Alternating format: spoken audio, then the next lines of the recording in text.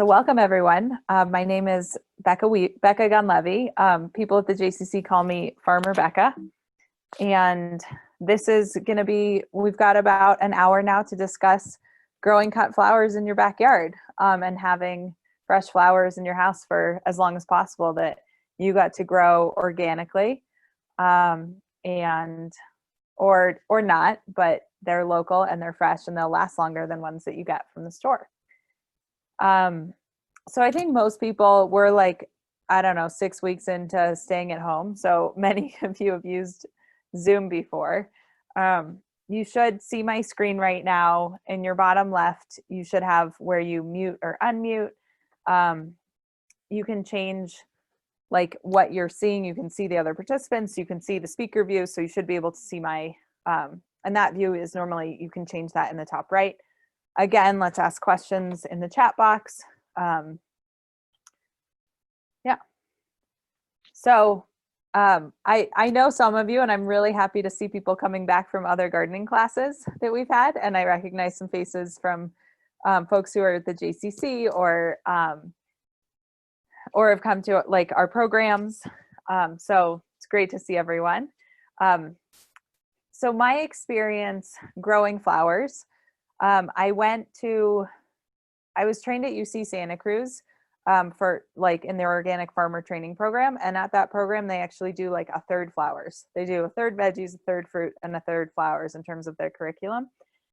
So when we moved back to Boulder after that summer, which was 2013, I was getting married and I wanted to grow flowers for my wedding. So I asked my dad, who has 5 acres here just on Cherryville down the street from the JCC, if I could grow flowers in his garden. And he was like, oh yeah, but you don't need to just use my garden. Here, have this space. And he actually showed me, it was like a 1/4 acre of space that he shared with me, which became Rise and Shine Farm, which I had for 4 years. And then with the birth of both the Milk and Honey Farm at the JCC and my daughter, which happened around the same time, it was too much to keep having a commercial flower farm, but we grow still a lot of flowers at home and a lot of flowers at the JCC. So a lot of the flowers and information that I'm going to share with you is specifically what I still grow. So not just, what I'm growing, what a commercial flower farmer is trying to grow for market, but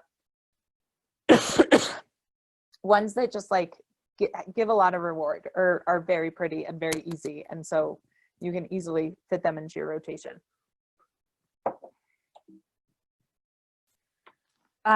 So I'm going to start. So I'm going to go over the term cut flower. We're going to be talking about cut flowers, which is different.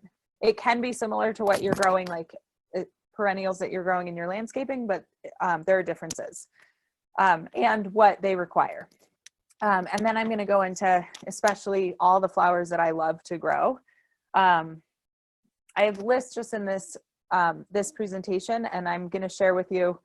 You were at the other classes, you saw that I have these like gardening cheat sheet spreadsheets. So I have one specifically on flowers that I'm going to share with you. And I'll go over that spreadsheet and what everything means, so that we're not going to go over every single flower in this class, but how you read that spreadsheet, and then, so that you can move forward. And then a bit about harvesting and post-harvest handling for cut flowers, and how in general you can make your flowers last the longest. Even though already you're gonna have longer lasting, more beautiful flowers because they'll come from your backyard rather than Ecuador or California. So, and then the end of it is going to be some basics of making a beautiful bouquet, and some of like the basics of the art form of that, just in case you want that too. All right, so what is considered a cut flower? Cut flowers typically have a longer vase life, so they'll last on your kitchen table. They're, the ones that you get from the grocery store are typically going to last, or they're supposed to last like 7 to 10 days. And what's nice about growing your own flowers is you can grow things that have a shorter vase life because you're bringing them straight into your house and you can still enjoy them. And then having a long stem. So, long enough to fit in your vase. Though, you can have tiny vases, right? When you're just like growing your own flowers, you can really bring anything into your house. But a lot of the ones that I'm going to talk about have longer stems so that you can, make a bigger hand-tied bouquet, which is, when you're just snipping in the garden and putting all your flowers together. So why should you grow flowers? Well, you're all clearly convinced in some way because you're here. But flowers make us happy. At UC Santa Cruz, they actually shared with us that they had a doctoral student who did research on this topic, and her thesis was about how flowers make us happy. And then flowers from your backyard are going to be higher quality, and you can grow more unique varieties that you're not going to find, especially in grocery stores, but then it's going to be a whole lot cheaper if you want regular flowers in your house to grow them than to buy them from a florist. You can grow them organically. A lot of, florists apparently have to wear gloves because they deal with so much pesticide residue from the flowers that are imported. And you get the bonus of giving flowers to your friends and family. So you can make yourselves happy and your whole neighborhood, which people love. So the types of flowers that I'm talking about today have similar needs to a vegetable garden, which I just had a class on last week, and I'll send the link of the recording too. But in general, these flowers are going to need full sun. Soil needs amendments, especially the annuals needs to be amended with compost every year.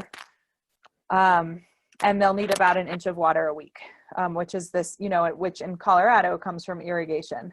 I have found, I moved into a house that already had beautiful front landscaping, and it was actually all low water landscaping, which is great in Colorado. But I have found that I can't plant, I've had to up my irrigation in order to plant flowers like these outside.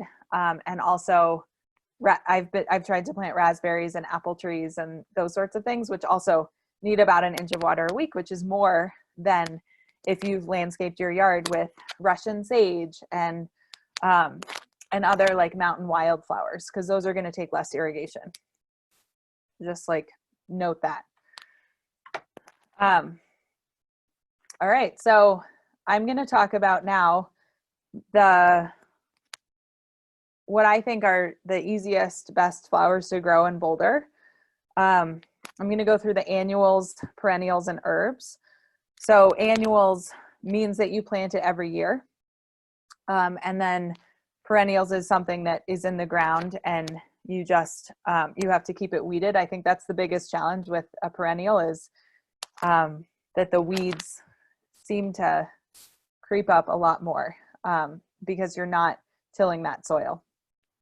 And then herbs. So herbs, actually, some of them are, other sort of flower whimsy, and some of them are great for flower filler. So we'll go over all that. All right, so the annuals. I'm going to go through, there are actually 3 or 4 sort of categories that I fit flowers into for a bouquet. There are the focal flowers, which are the bigger flowers. There's going to be your whimsy and your smaller flowers. There's filler, which are, it's often, green, it's green and white normally, and it sets off the blooms. And then spiky things to add interest to a bouquet. So when I'm thinking about what are the best focal flowers to grow, I think the #1 flower to grow if you're just starting out, and especially if you have a veggie garden, is to grow a zinnia. Zinnias are beautiful. There's in the bouquet that's to the right on the screen, can you guys see my cursor? If I move my cursor around, no, you can't, bummer. I was wondering about that. So the zinnia is on the right of the bouquet. Becky, yes, we can. We can, yeah. Oh, Yeah, sweet. yeah. This is a zinnia back here. Oh, that's great. I'm so happy about that. So I can actually point out all of these flowers. Zinnias you plant once and they just keep, you cut them, they keep growing. So they start in Boulder, you plant them in May, they'll start flowering in July, late July, and you get two and a half months of flowers. And they'll just keep going. They're lovely. Rudbeckia also work really well. So that's this one. It's also called the Black-Eyed Susan. Rudbeckia, some of them are perennial and some are annual, and you can grow them both ways. They're also easy to grow, and they tend to keep giving flowers all season. And if you grow them as a perennial, they'll start earlier. And then the sunflower. My favorite variety of sunflower is called Soraya, which this one is. That's written in the spreadsheet that I'll share. It's a branching variety, but even sunflowers, they branch, so you can get about 3 weeks of flowers off them, but then they'll basically be done. The flowers will be too small to really be worth cutting. So those you do have to plant multiple times in a season to keep getting those focal flowers. And then of course we have the dahlia, which are these flowers here. Dahlias propagate by tubers. So you have to buy the dahlia tubers normally, and then you'll plant them in the ground.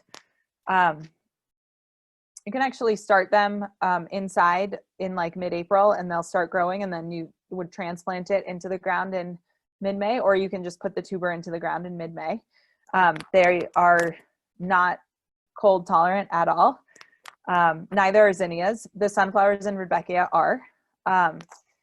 So the dahlias, you'll start having flowers probably the beginning of August. So you'll get like 6 to 8 weeks of pure beauty. There are a lot of different kinds. The best ones I think that I like to bring into my house are ones that are 3 to 4 inches in diameter, which a dahlia supply catalog will say how big they are. These purple and white ones are the water lily shape. And so is this sort of orange one. And then this is a traditional globe, this one in the middle, and these red ones and the orange ones. The globes last longer in your vase than the water lily type, but you're growing them in your backyard, so it doesn't really matter. So you can grow whatever beautiful flower you want or type of dahlia. There are these tiny, some dahlias are really small, which also can add a really nice, layer to your vase.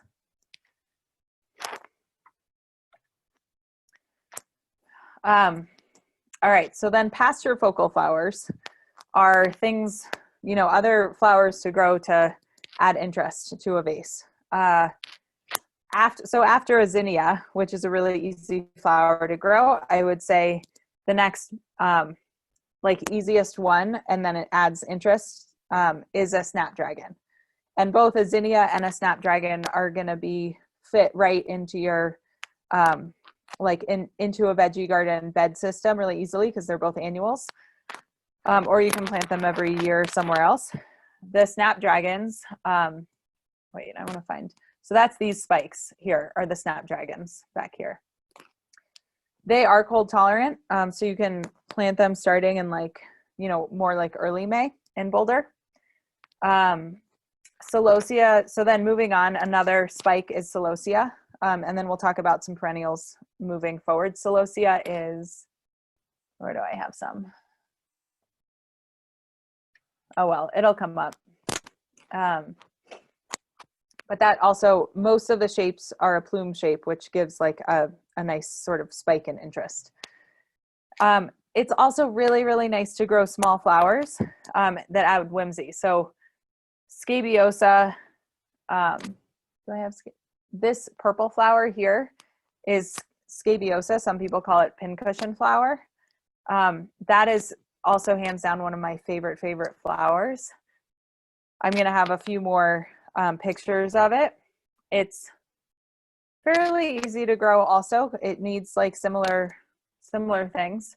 It's a bit cold tolerant, so you can plant it in early May or late April. Then in the same family is this plant called Scabiosa stellata, also very hard. It's hardier even actually than the traditional pincushion flower. This is the seed pod. So it's a super easy one to grow. And look, and it dries really well. And look at how cool that looks. And then your other smaller flowers, calendula. This is calendula. Really easy to grow. It is also medicinal and it's edible. So you can grow it for all three of those purposes. Bachelor's buttons, that's this flower, the white and purple one. Calendula and bachelor's buttons are both frost tolerant and they reseed themselves well, even though they're annuals. And then Gomphrena, I'll show you, it's like a little globe flower. It'll keep flowering once you plant it. And then helichrysum is this straw flower. They're sort of shiny. It's back here, and I think it's this one, this white one. Also dries nicely. And adds, it's just like an easy, easy whimsy to your bouquet. And frost, so you'll see in my spreadsheet which ones are cold tolerant and which aren't, but of these whimsy and small flowers, Gomphrena is the only one that dies in a frost. So the rest of them you can plant late April, early May into the ground, and they'll last, through mid-October, depending on how cold our first frost here gets. Which is normally going to be something that we can print out. Yes. Yeah, and I'm gonna share it and go over it all, and then send it to you.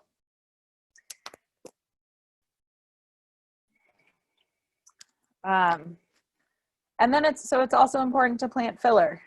So the easiest fillers to grow are status, which is these tiny pink flowers, but it comes in all colors: yellow, purple, orange, white. It's also back here, this light purple or light pink. Amy, which is false Queen Anne's lace, that's this, it looks like dill. Dill is actually also a great filler when it blooms. Herbs like basil, once they flower, a lot of basils flower pretty easily. And so once they shoot up a bit of a flower, they have a pretty long base life. There's a flower called Cerinthe, which grows really well here. It's this is Jeff, my husband, in this picture, but it's these green sort of floppy leaves. And they look beautiful in bouquets, and it's also frost tolerant, so it's really nice to grow here. And then amaranth. Where's a good picture of amaranth? It'll come up. Then, so my favorite perennials, so if you're thinking about planting into your landscaping and having like something, that comes back every year, and you can cut really that does well as a cut flower. And so most of these, rather than either planting a seed outside or having a start from a garden store, you would definitely go to a garden store to get perennials. They're typically a lot harder to start from seed. Echinacea is a plant that it does very well in Boulder. That's this big pink flower. And probably would do okay in your lower water required landscape. Same with lupine, and feverfew and yarrow. All of those are really well adapted to Boulder and won't need a lot here. So this is the echinacea. The yarrow are these small pink flowers. You'll often see yellow yarrow or white yarrow in like a xeriscaped yard, but at a garden center you can get other colors. So you should, look around for their reds and pinks and really beautiful yarrow colors. The lupine, I know I have a picture of lupine. I'll point it out when it comes up. It's also a spiky flower. Feverfew are these little like yellow, they look like little yellow daisies, so they're a really good filler. They spread like mad here, and I actually don't know if they're like on a list of invasives, because once you plant it, you will get feverfew all over your yard if you feel like it, because that'll spread for sure. And then peonies do really well here. Delphiniums are definitely more temperamental, and then the scabiosa So here's scabiosa coming up again. Does do really well here as well, but it's there's a perennial scabiosa called Scabiosa caucasica is the Latin name. And then herbs is, again, they're often a great filler. This bouquet, these tall green spikes are tarragon. And then you can see this is parsley down here. A lot of herbs will last pretty long in the vase, and you can eat them. Oh, and chives. These purple little flowers are the chives flowers. And so, you know, tarragon and chives, I think both come back every year without a problem. Parsley you plant every few years. Like it is an annual. If you mulch it though through the winter, it comes back, which is pretty cool. Another favorite, oregano, is a perennial, and the flowers of oregano, when it flowers, have a really long base life, and you can actually get oregano that have pink and purple flowers when it flowers. And then mint is one of my favorite greens as well. And mint is a lovely thing to add to either a container in your yard or someplace that you promise to stay on top of maintaining, because it will take over the entire space that it can wherever you plant it, which can be a great advantage if you want a lot of mint. And it also means that it's a great filler. If you have, like, you know, a 2x2 space of mint, you'll always have nice green for your bouquets. Oh, and lavender. Lavender, it's normally the small little flowers that you would put in a bouquet. And it's, you know, it smells delicious, also edible and medicinal. Okay, so now I want to show you, before I take any other questions, because I'm sure we'll have questions on this, I'm going to show you how to read this spreadsheet that I'm going to send to you. So I'm going to zoom in so you can see it better. Let's see. How's that? Does it need to be bigger? Bigger. Bigger would be awesome. Yes, please. Wait. Bigger. How's that?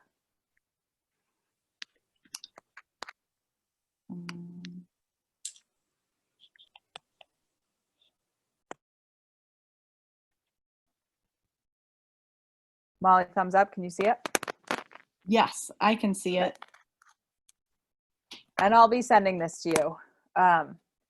Okay, so this is like your cheat sheet of, you know, the flowers that will grow in Boulder, or cut flowers, like some common ones are probably on this, ones that I've grown. So it's a bigger list even than I just had. But what you want to take is, here's the plant on the far left. If you want to start your own, inside, you can, and here's that information of how big, basically how big of a container you need. So the 128 is about an inch by inch container, and a 72 is like 2 inches by 2 inches. So these refer to, in farm language, it's the whole tray size. There are 128 cells in one 2 foot by 1.5 foot tray. And so with here, the 72 means that there are only 72 cells in the same size tray, so it's a bigger cell. So that's what that means. Then you have these 2 columns, which is how much space do these flowers need, which is generally on your seed packet, if you get that, or on the plant from a nursery. But so this is saying that each plant in a row for amaranth needs 12 inches. And then if you have a 2.5 foot bed, which some people have 2.5 foot beds, some people have 4 foot beds. But if it's a 2.5 foot bed, you can have 2 rows of it. If you have a 4 foot bed, like, you know, a veggie garden, it sort of depends on what your setup is. People range from often from a 2 foot to a 4 foot bed. 4 foot bed, you could probably just add one to maybe 2 rows, depending on how big the flower is. This is the succession length, refers to if that flower doesn't keep blooming the whole season, how often you would need to plant it if you wanted that flower for the whole season. So like, for instance, my favorite sunflower, Soraya is a branching sunflower.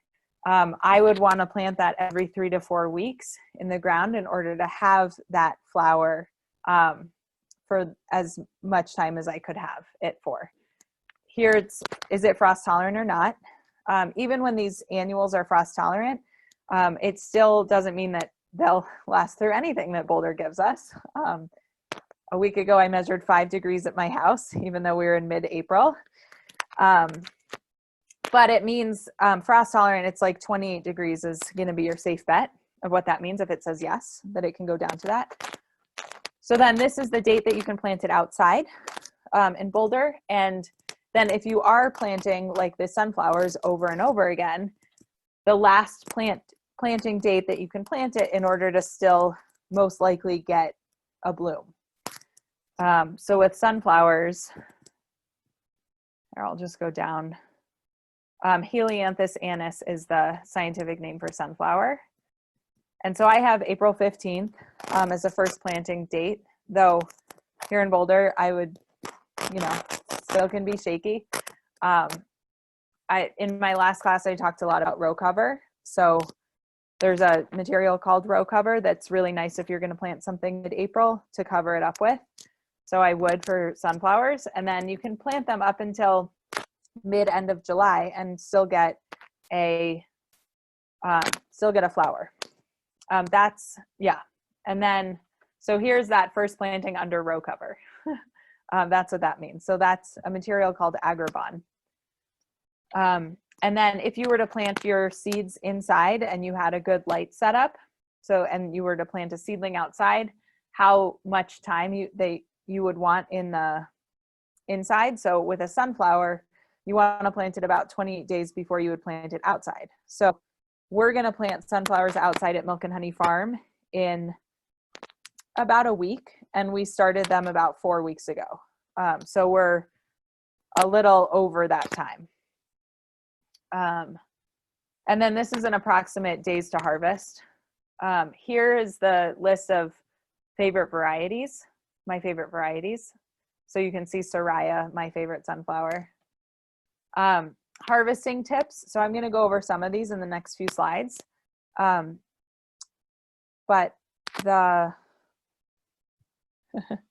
thanks, Molly. I think it's probably, Molly just told me there's some weird feedback. I think it's probably my zipper.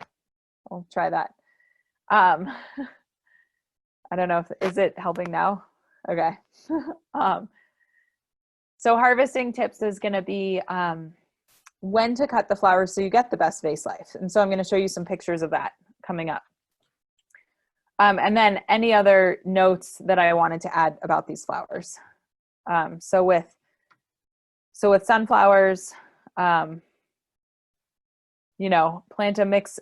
So one of the tricks with sunflowers is to plant a mixture of varieties so that you can, instead of needing to plant them every 3 or 4 weeks, they'll have a different days to maturity. And so you'll get sunflowers for a longer period of time, even if you planted all of them in mid-May.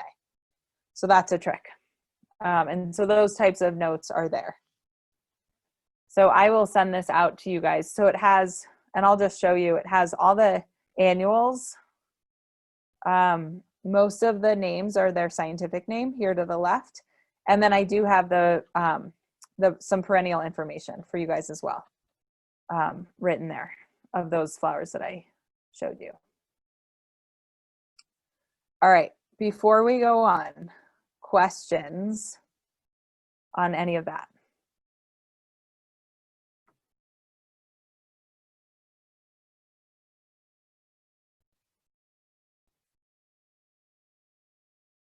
All right, feel free to keep writing those in the chat box. Okay, so harvesting. So any flowers that you want to harvest from your backyard, you want to do everything you can to make sure that you get them to last long in your house because you took all this effort to grow them. So one of the biggest things, like rules of thumb, is that you want to cut the flower before the bees get to them. So some of the smaller flowers, this is really hard to do. But basically a flower exists so that it can make a seed, and to make a seed, it wants to attract the bee.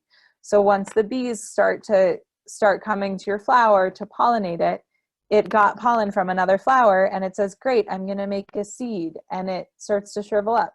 And that's what flowers do.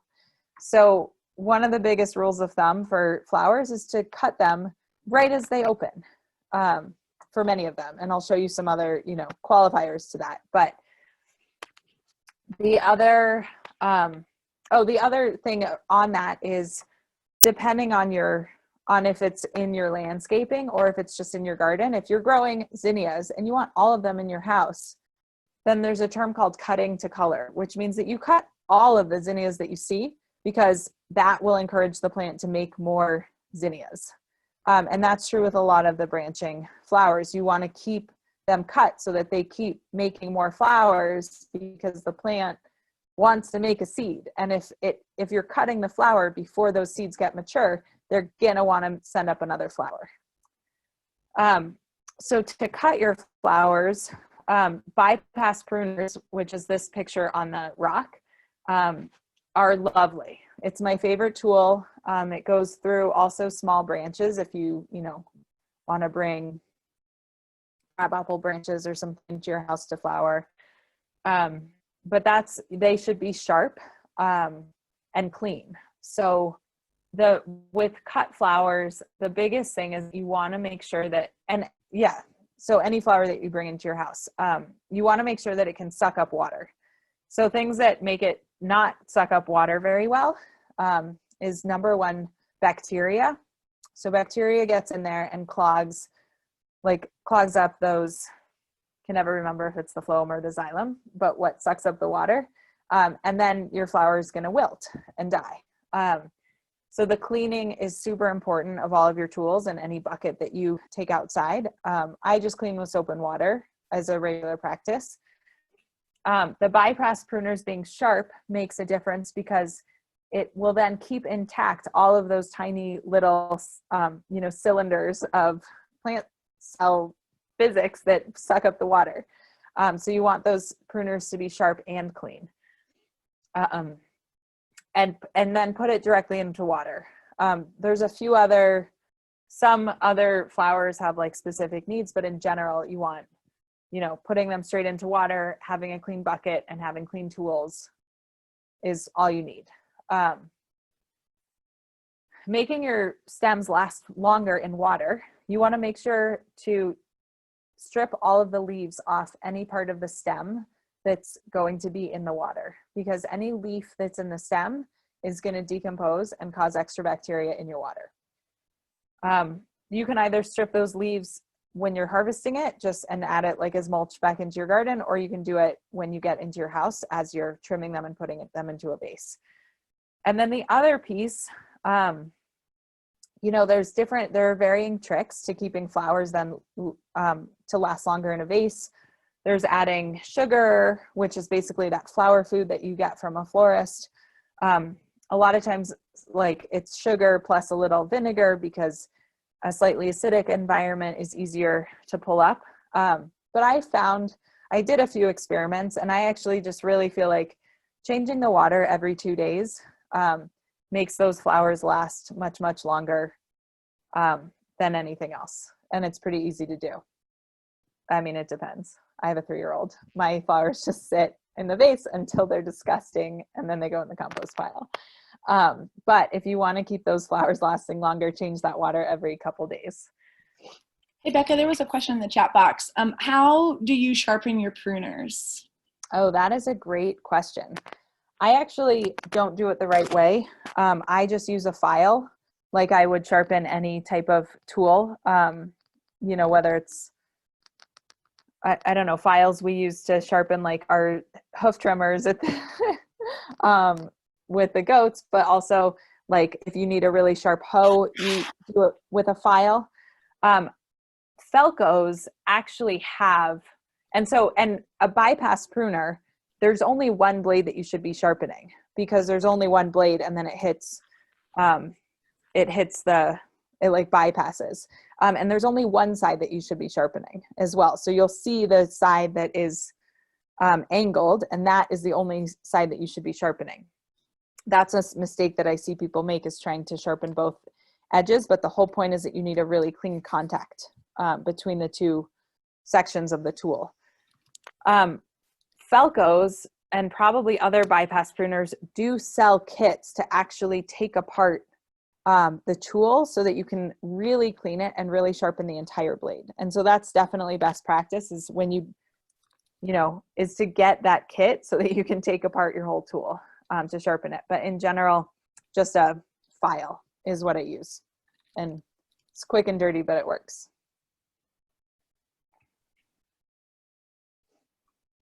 Oh, awesome. Thanks, Molly. Look it up on YouTube.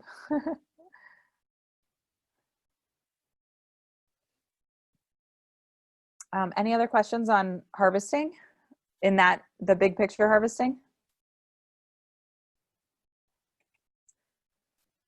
All right, so I wanted to go over some of the techniques for harvesting some of the most common cut flowers at the right stage, because it makes a difference. And even at the farmer's market, there's actually one stand on Wednesdays in the Boulder Farmers Market, Aspen Moon Farm, that like 6 years ago when I first moved back here, had all of these different flowers, and they were all harvested too late in the season. And so I would see these flowers and I'm like, those are going to last like 3 days. You will be happy to know that every farm, I think, in Boulder has upped their cut flower game over the last 6 years. It's become much more popular, and Aspen Moon Farms flowers are now cut perfectly. Anyways, they were last summer. Whoever's managing their flowers is on point. I see, let's see. There is one question about the water, the aspirin. I don't think I've tested aspirin in water for a vase. I think aspirin increases acidity, and I think that's why people put it in there, but I'm not an expert on that. All right, so back to harvesting. So sunflowers and rudbeckia are in the same family of flowers. They're called composite flowers because the petals that we think of petals they are petals, but they're called the ray. They're like the ray flowers. And then there are all of these, each like little tuft of pollen that you see on this sunflower and on this rudbeckia, you can see they're like spotted. That's a flower, and those are called disc flowers. So that's why some people call it the composite family, because it's a whole composite of many flowers within this one structure. These, you really want to harvest them when less than a third of that sort of radius is open, because if this whole thing is covered in this tufty is open, like the pollen is shown, the flower like did its thing. But if you harvest it at this, like, you know, less than a third is open stage, you have a long time for that flower to keep opening its little composite flowers on the inside, the little disc flowers. So that's an important component to sunflower and rudbeckia harvest, and anything else that has these like ray flowers and disc flowers. For zinnias, I would say zinnias in general actually have a great vase life. The ones that have a little bit better of a vase life, these also have they have these the petals on the outside, and then like these disc flowers, which are yellow. The best ones to harvest, it's this guy, this pink one, where your disc flowers are just starting to open. So these tiny yellow flowers are just starting. That way you make sure that all these beautiful petals are open, but these as well will like disc flower up and in. And if like those disc flowers in the very center of the flower are what's open, they won't last very long in your water. So the spiky thing, so here's our lupine, this purple. So a lot of spikes you want to harvest. It's that same like 1/3 rule as we saw with the sunflower, but if for the spikes, they start opening at the bottom here. So you want to try and grab them when just about 1/3 of the bottom of the flower is open. And again, those will keep opening, just like your sunflower disc will keep opening.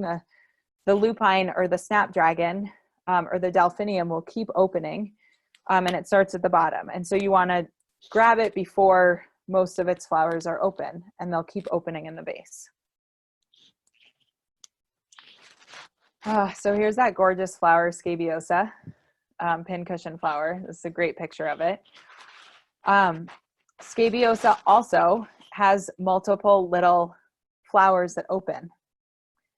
So this picture in front here is where you want to harvest your scabiosa. So all of the outer petals have opened, and on the center portion, you have these little white like pollen tufts, and they've just started to open up. That's where you want to harvest scabiosa. This back picture, you can see there's little white tufts of pollen throughout the entire flower. That is going to just flop. It's going to turn into its seed pod right away when you bring it inside. The little red part, like petals, are just going to fall off because it's actually like spent, and probably the bees have gotten to it. So that's the scabiosa. So you're seeing a theme with a lot of these flowers that they keep opening. So you grab them like in a when they're still mostly closed, and then they'll open in your vase. And I see there's a question in the chat box. I'll get to it in a second. Dahlias don't keep opening in the vase. So you want to wait until it looks perfectly and then harvest it. So that's an exception to everything else that I've talked about. Like, they don't really keep opening. The thing about dahlias is they often, this front picture is showing this like center dahlia, and then up to the left and up to the right are much longer stems, and they're gonna open soon. So with dahlias, you have a choice you can cut down and you'll get other dahlias. Like, you can cut below these side shoots, and more dahlias will come elsewhere, or you can just take a short dahlia and then these will open. Some people who are really serious will actually pinch off the side shoots of their dahlias at a very young stage, so that the plant spends more of its energy into, just that center dahlia. Okay, so some harvesting questions. I see the first one is, when should you harvest daffodils, tulips, and irises? I am not an expert on iris. The bearded irises that we have in Boulder in our landscaping that we see everywhere, I don't love bringing them into my house because they have like 4 different flowers that come off, and it's like one's open and then it withers, and then the other one opens and it sort of withers. So I don't bring them into my house very often because that flower like withers and then falls onto the counter. The daffodils, you want to harvest them as soon as they open. So next time you're out with your daffodils, you can look closely. There's the flower, and then behind it is a neck. It's sort of like, I think of it as a neck, because the dahlia, like the flower is here, and then it is sort of like an angle down to the ground, or the daffodil. And on the neck piece, if you start seeing a bulbous shape, it's too late. Or it doesn't have to be too late, but it's not going to last very long in your vase. You want to grab the ones that are still very, very thin behind the flower. I think the bulbous shape happens when it gets pollinated. And so it starts to form that seed structure. Daffodils, since someone asked a question about it, you can actually pull. You don't need to cut them. You can pull them at the base of that stem right out of the ground, and you'll get another 2 to 3 inches of stem, and it's fine for the bulb. So that's a great way to harvest them. No clippers needed. Most of the time you'll hear this pop. and you'll get more stem. Daffodils they leak out some sort of sap that is pretty toxic to other plants. So it's not a great idea to put daffodils into an arrangement because they'll cause the other flowers in your arrangement to wilt. So daffodils should stand in a vase by themselves. Tulips you can grab like the best time to grab them is like when they're super, super tight. So they will keep opening and you only have to see like a tiny, tiny amount of color. And you can bring them in and they'll actually even keep growing tall inside a vase. So you can cut it. You may not have that tall of a stem. But it'll open and keep getting taller. Let's see. Another question. Do snapdragons need support for long stems in the ground? Yeah, sometimes. I actually never did. So at UC Santa Cruz, our snapdragons, we would put T-posts on the corners of the bed. And then we would put in, when the flowers were young, this like net so that the flowers would grow up and through the net. I mean, if you're like really, really concerned, like they can fall over and then they'll have an angled stem, which isn't great. And you can just cut it here. Like even as a commercial cut flower grower, I actually didn't support the snapdragons. I did for my dahlias and my scabiosa. Those get so tall with our winds. If you have a high wind garden, I take T-posts again at the corners of the bed. I don't use a net because it just felt unnecessary. Net would of course be like even better, but I just put string on the outside of the T-posts so that, you know, and it depends, I guess, on how wide your beds are. Mine are all 2.5 feet. So anyways, it's not that far to shift around. But I just string on the outside. And so the really tall things like dahlias get tall, scabiosa gets tall. Bachelor's buttons can get really tall and flop over. So I would do that with bachelor's buttons, but my snapdragons didn't get tall enough. Like a few of them, every year some flop over and most of them are straight. And so I just sort of take that as is. But you can certainly, you know, if you have a whole bed, you could support it. If you don't have a whole bed, because the snapdragons, you don't need to like support each flower because they go very quickly. So you wouldn't, unless you had like more than one to sort of support. I actually can't picture like supporting just one flower or just one plant. Any other questions about flowers that you grow and like how to harvest them or keep their stems straight? Becca, I have a question just about flowers that you can cut that then will dry really well. Could you speak to that a little bit? Like I know like status is great. Yeah.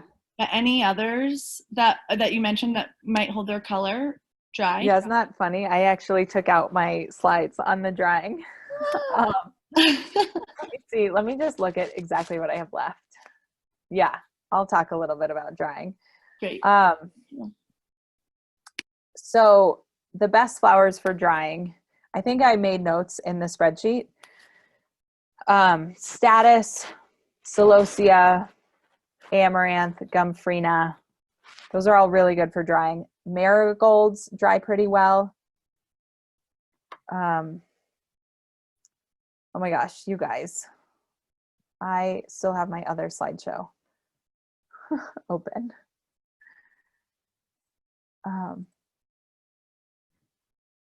Let's see. What did I have? Oh, it's not a lot. But here's drying. Yeah, so the ones that I mentioned, it's really the celosias right here, the marigolds, the gomphrena, the status. Oh, Rudbeckia keeps its color pretty well. That's here. And then to dry them, you just want to hang them in these bundles like this. Oh, helichrysum is the straw flower that dries well. Something to note about the straw flower is that the stem does not dry well. So if you really want to then use the straw flowers, you can pinch off, before you dry it, you pinch off the stem and put floral wire into the flower and then dry it. And that'll keep it. Then you can use it.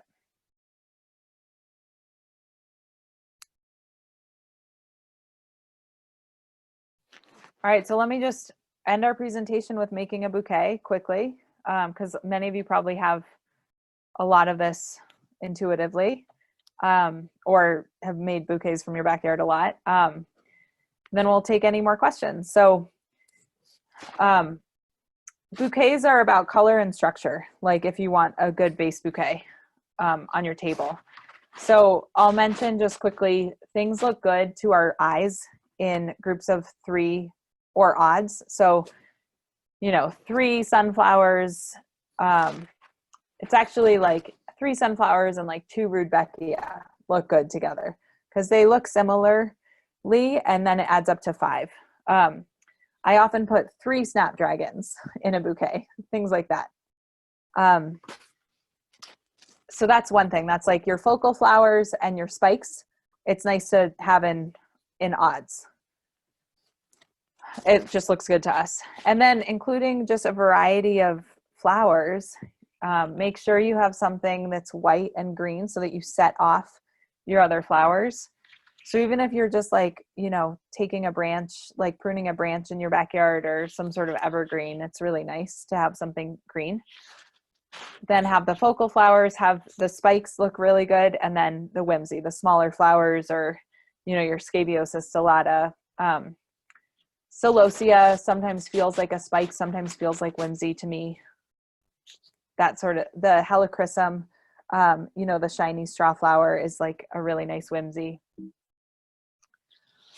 And then in terms of color, something to think about is many bouquets are either in this like monochromatic idea. So you're just taking one part of the spectrum. I don't know if you could tell by this whole presentation, but my favorite color is orange. So I tend to grow a lot of orange, yellow, and red flowers, which you'll see in these 2 to the left. These would both be like considered monochromatic orange. So it goes from yellow up to red, but stays in that part of the spectrum. And then, this one has a lot of white, but a little bit of green. This one has mostly green. You'll notice the green zinnias. So you can grow green zinnias and they are not really a focal flower depending on what you want to do, but they have this very cool effect in a bouquet. So if you have space, there's like, it's called like Queen Lime is the variety, and it's very cool. So that's a green zinnia right there. And then the idea of complementary colors. So you can set off your beautiful orange dahlia, which most of the dahlias I grow are orange, with purple. So that's the complementary color to orange. Like, so basically what's on the opposite side of the color wheel. As orange is, it's actually not opposite, is it? It's a third down. So this is like color wheel theory, but that idea that something that you can complement a color and make it pop by adding the other one. So this bouquet, I'm not sure if I would say that it's, purple with orange or orange with purple, but you can see how there's like multiple oranges and multiple purples in there with the green and the white. That was one of my favorite bouquets that I ever got to give someone. So that's just like some basics of color theory. Let's see. I have a question. I'm on to questions. So I see 2 in the chat box. Japanese. So Laura is asking about Japanese beetles. Yeah, Japanese beetles are a bummer, and they are all over Boulder. Some years are worse than others. I can't even remember if last year was worse than other years. Japanese beetles, in my experience, because I don't use pesticides, are pretty easy to control if you wake up before it gets warm. They are all sitting together. They call them gregarious. Japanese beetles huddle together. So most of the time I feel like they're on like 2 zinnias in my like field of 20 different plants. And you pull them off the plant and you put them in soapy water. I used to, if like on my commercial farm, I did that twice a week. It took care of the Japanese beetles. So that would be my advice on that one, is that it takes work and totally possible to still have beautiful flowers. Thoughts on ferns. Ferns are beautiful filler. Ferns need shade and water, I think. So I see ferns in Washington. I don't have any ferns. So Molly asked thoughts on ferns. I don't know. You're going to Vermont. You probably have ferns there. Susan Sisk is asking, do you press flowers? If so, do you press them directly after cutting? Yeah. So if you want to press the flower, yes. I don't press a lot of flowers, but you could probably actually enjoy them for a few days. So the same goes for drying. You don't want to wait until they're like past their peak, but you could probably cut them, put them in a vase for 3 or 4 days, and then either press them or dry them if you want to keep them going. So let's see. And then Mindy is asking, can we have access to the recording? Yes, I am going to send you the recording for this, and I will also refer to my previous 2 garden lessons, which was on seed starting and just in general caring for a veggie or flower garden. So I will send you those recordings, and I'm also going to send you that cheat sheet spreadsheet that we went over.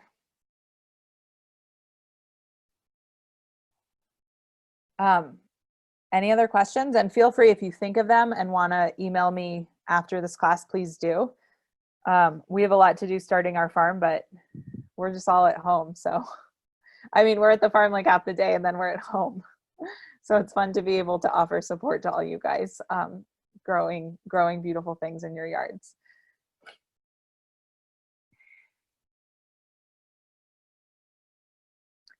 Sweet. Well, so if in addition to flowers, you are also thinking about chickens, Molly is giving a backyard chickens class next week. That's the next up in our series of Milk and Honey Farm support videos for you guys. And so we will, I'll send out that information too. Susan asked us, when will volunteers be allowed back in the farm? We are still trying to figure that out, but once we create some guidelines, I imagine that by June, as long as things stay their current trajectory, we will be able to have volunteers again with some safe distancing guidelines. So we hope to see you guys, if you're local, back volunteering with us this summer. All right, thanks everyone, and have a great rest of your day, great rest of your week. Enjoy your homes.